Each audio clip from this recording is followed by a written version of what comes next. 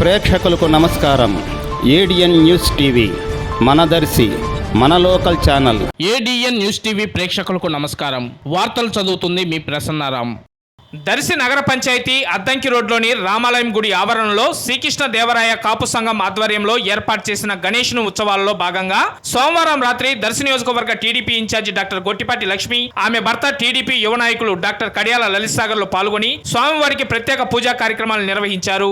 అనంతరం కాపు సంఘం మహిళలు వేసిన కోలాటంలో గొట్టిపాటి లక్ష్మి పాలు పంచుకున్నారు. కాసేపు మహిళలతో ముచ్చటించి గణేష్ ఉత్సవాల గురించి అడిగి తెలుసుకున్నారు. ముందుగా కాపు సంఘం మహిళలు పూల వర్షం కురిపిస్తూ ఘనంగా స్వాగతం పలికారు. అనంతరం ఆమె మాట్లాడుతూ దర్శి నియోజకవర్గ ప్రజాభివృద్ధికి ఎటువంటి విఘ్నాలు లేకుండా చూడాలని, దర్శి నియోజకవర్గ ప్రజలందరూ సుఖ సంతోషాలతో ఉండాలని స్వామివారిని ప్రార్థించారు. ఈ కార్యక్రమంలో మాజీ ఎమ్మెల్యే నార్పశెట్టి పాపారావు, దర్శి నగర panchayat municipal chairman Narpasetti Pitchaiah, Mullamuru TDP నాయకులు, ఐటీడీపీ అధ్యక్షులు సందు రామయ్య, కర్ణా సీను, సంగు తిరుపతిరావు, గోపు ఎర్రయ్య, పట్టణ అధ్యక్షులు యాదగిరి వాసు, తెలుగుదేశం, జనసేన, బీజేపీ నాయకులు, కార్యకర్తలు, వీర మహిళలు తదితరులు అధిక సంఖ్యలో పాల్గొన్నారు.